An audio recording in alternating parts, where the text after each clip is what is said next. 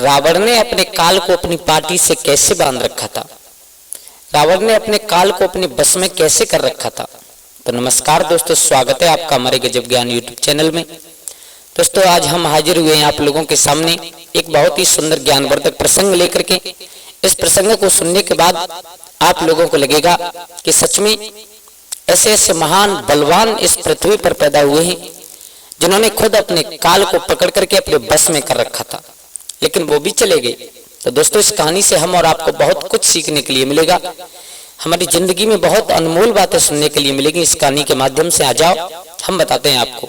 सबसे पहली बात तो यह है कि हम आप लोगों से माफी चाहते हैं कि आज बहुत दिन बाद हम आप लोगों के सामने हाजिर हुए हैं, क्योंकि कुछ ऐसी दिक्कतें होने के कारण, कुछ मेरी मजबूरी होने के कारण आप लोगों के पास में वीडियो नहीं पहुंच सकी। इसके लिए क्षमा चाहते हैं। सभी से मेरा निवेदन है कृपया कोई शिकायत ना करें। और दूसरी बात, अगर आप हमारे गजब ज्ञान यूट्यूब चैनल पर नए दर्शक मेहमान बंधु बनकर के आए हैं तो प्लीज हमारे चैनल को सब्सक्राइब करें और हाँ बेल आइकन को ऑन जरूर करें, जिससे अब शायद हम कोशिश करेंगे रोजाना आप लोगों के पास एक नई वीडियो भेजने की जो ज्ञानवर्धक आप लोगों के जीवन में, हमारे जीवन में बहुत कुछ सिखा करके जाएगी। और दोस्तों अगर आपने वीडियो को खोल लिया तो इसे पूरा जरूर देखिए, क्यों जब तक आप लोग पूरा नहीं देखोगे तब तक कोई बात समझ में नहीं आएगी और आधा अधूरा ज्ञान हमेशा खतरनाक साबित होता है। तो आ जाओ गौर करते हैं। हमारे बुजुर्ग बताते चले आए हैं और आप सब लोग जानते हो कि रावण ने अपने काल को पार्टी से कैसे बांध रखा था, क्या कारण था, कैसे अपने काल को बस में कर रखा था। तो आ जाओ हम बताते हैं आपको। ये बहुत पुरानी बात है।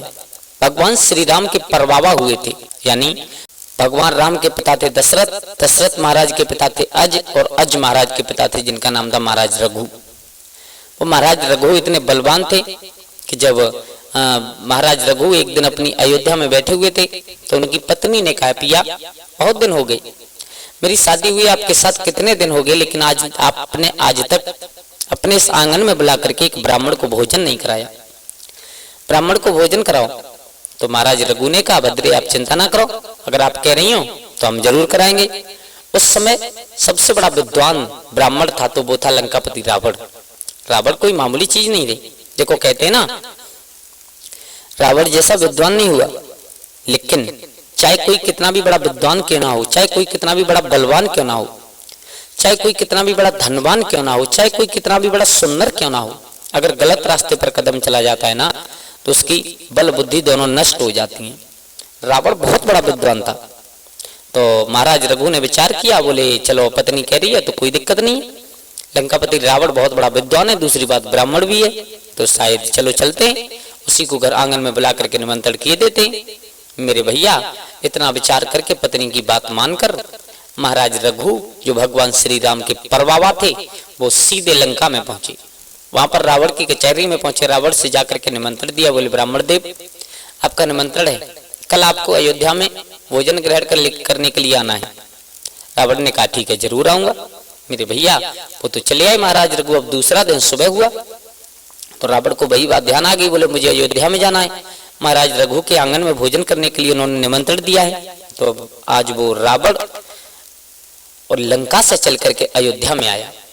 अयोध्या में क्या हुआ, महाराज रघु का एक नियम था कि सुबह उठ करके महाराज रघु सरयू नदी में स्नान करने के लिए जाया करते थे। तो उसी समय तो महाराज रघु का सरयू नदी में स्नान करने का समय हुआ और उसी टाइम पर रावण आया। तो महाराज रघु ने अपनी पत्नी को बुला करके कहा, भद्रे हम तो जा रहे हैं, स्नान करके आएंगे सरयू नदी पर, लेकिन आपने जिद की, आपने कहा तो हमने ब्राह्मण को बुला दिया, अब आप अच्छी तरीका से भोजन बनाइए और इनको भोजन कराइए। मेरे भैया इतना कह करके महाराज रघु तो सरयू नदी पर स्नान करने के लिए चले गए और वो पत्नी रसोई गृह में घुस करके, जो भगवान श्री राम की परदादी थी, रसोई गृह में घुस करके भोजन बना रही है। रावण आंगन में बैठा है आसन लगा करके, और जैसे ही भोजन तैयार हुआ, महाराज रघु तो है नहीं घर पर, भोजन तैयार हुआ, एक हाथ में जल का लोटा लेकर, एक हाथ में भोजन की थाली लेकर के जैसे ही महाराज रघु की पत्नी आई तो रावण ने रघु की पत्नी के ऊपर अपनी दृष्टि डाली है। जब पत्नी को देखा तो उसके दिमाग में एक बहुत बुरा गलत विचार आया। रावण ने विचार नहीं आया बल्कि पत्नी से कह दिया, महाराज रघु की पत्नी से, तुम महाराज रघु के लायक नहीं हो, अगर तुम मेरे साथ चलो तो लंका की पटरानी बना दूंगा, वहां पर रखूंगा तुम्हें। देखो कहते हैं ना, बच्चे के पैर पालना में दिख जाते हैं, रावण का जीवन ही निकल गया इस कामातुर होकर के अपनी जिंदगी जीता था।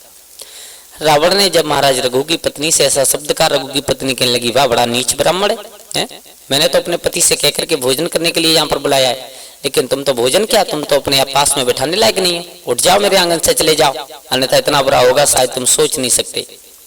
रावण कहने लगा, तुम मानो या ना मानो, लेकिन सच तो ये है कि तुम रघु लायक नहीं हो, तुम्हें अगर हमारे साथ चलना है तो चलो और हम तुम्हें लंका की पटरानी बना देंगे।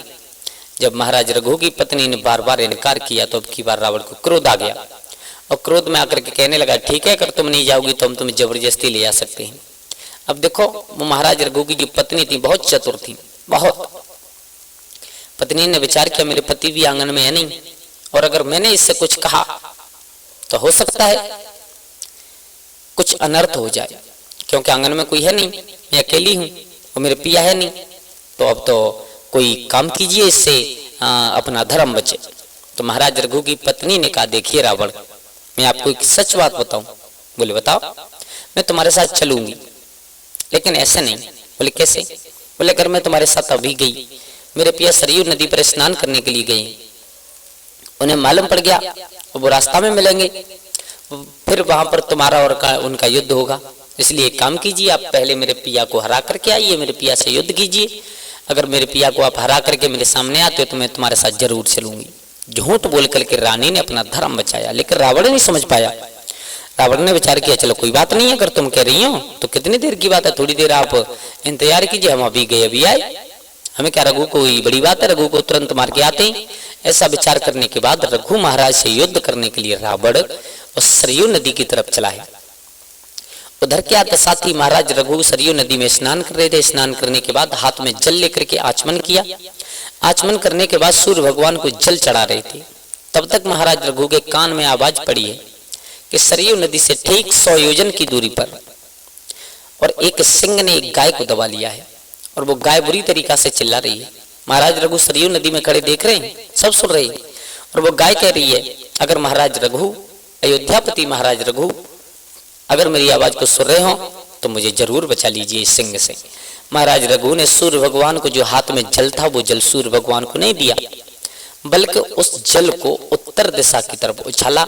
उस जल से एक बाण तैयार हुआ है, बहुत जबरदस्त बाण, सीधा जाकर के और सिंह के सीना में लगा। इधर रावण ने ये सब कुछ देख लिया। रावण आया तो युद्ध करने। अब रावण ने विचार किया कि महाराज रघु के हाथ में ना कोई धनुष है, ना कोई तीर है, कंधा पर ना कोई तरकस है, लेकिन अगर इन्होंने बाण बनाया है, कहां से बनाया, क्यों बनाया और कहां भेजा है, तो पूछना जरूर चाहिए। युद्ध बाद में करेंगे, आया तो लड़ने। मेरे भैया पीछे से जाकर के महाराज रघु के कंधे पर हाथ रख दिया। बोले महाराज क्या किया आपने? एकदम रघु महाराज ने हाथ जोड़े, बोले ब्राह्मण देव, भोजन किया आपने, इतनी जल्दी कैसे आ गए? बोले महाराज भोजन किया या नहीं किया वो हम आपको बाद में बताएंगे, लेकिन पहले आप बताइए आपने ये किया क्या? महाराज रघु बोले, ब्राह्मण देव, यहाँ से ठीक 100 योजन की दूरी पर एक सिंह ने एक गाय को दबा लिया था, और वो गाय महाराज रघु यानी मेरे नाम की दुहाई दे मुझे बार बार याद कर रही थी कि मुझे बचाओ, मुझे बचाओ। फिर बोले कुछ नहीं, मैंने एक पानी से बाण बना करके सिंह को मार दिया और उस गाय को बचा लिया है। महाराज रघु की बात सुनकर के रावण ने कहा, राजन, झूठ इतना बोला जाता है जिसकी कुछ सीमा हो, इतना झूठ कभी नहीं बोलना चाहिए कि सामने वाले को हंसी आ जाए। एकदम हाथ जोड़े, ब्राह्मण देव कोई शंका है आपको? बोले हाँ। बोले तो शंका है तो आप जाकर के देख लीजिए। अब रावण ने विचार किया, बोले अब युद्ध तो बाद में करेंगे, पहले देखें ये कितना सच बोल रहे हैं, कितना झूठ बोल रहे हैं। अपना विमान लिया, विमान लेकर के सीधे वहीं पर पहुंचे तो क्या देखा कि सिंह मरा पड़ा है, उसके सीने में एक बाण फंसा है और गाय हरी हरी घास चल रही है। महाराज रावण ने इतना कर्म देखा, पसीना आ गया, तन से पसीना चलने लगा। विचार किया मैं तो युद्ध करने आया था, लेकिन जब इनके हाथ में धनुष बाण नहीं है तब इन्होंने बकर लक्ष्य साधे और 100 योजन की दूरी पर गाय को बचा लिया एक बाण से, तो मेरी तो औकात क्या है जो मैं इनसे जीत सकूं। और अब रावण लौट करके अयोध्या की तरफ नहीं आया, बल्कि लंका की तरफ चला गया। मेरे भैया रावण जाकर के लंका में छुप गया, क्योंकि उससे मालूम था कि महाराज रघु अब आंगन में जाएंगे, पत्नी जरूर बताएगी, और पत्नी जरूर बताएगी तो महाराज रघु कुछ ना कुछ जरूर करेंगे। और इधर महाराज रघु जैसे ही आंगन में पहुंचे तो देखा पत्नी की रो रो करके आंखें सूज चुकी थी, बहुत रो रही थी पत्नी। महाराज रघु ने पूछा क्या हुआ, क्यों रो रही हो? अरे तुमने कहा तुम्हारे कहने के अनुसार हमने आंगन में ब्राह्मण को बुलाया और तुमने भोजन कराया, कराया या नहीं कराया, अब रो क्यों रही हो?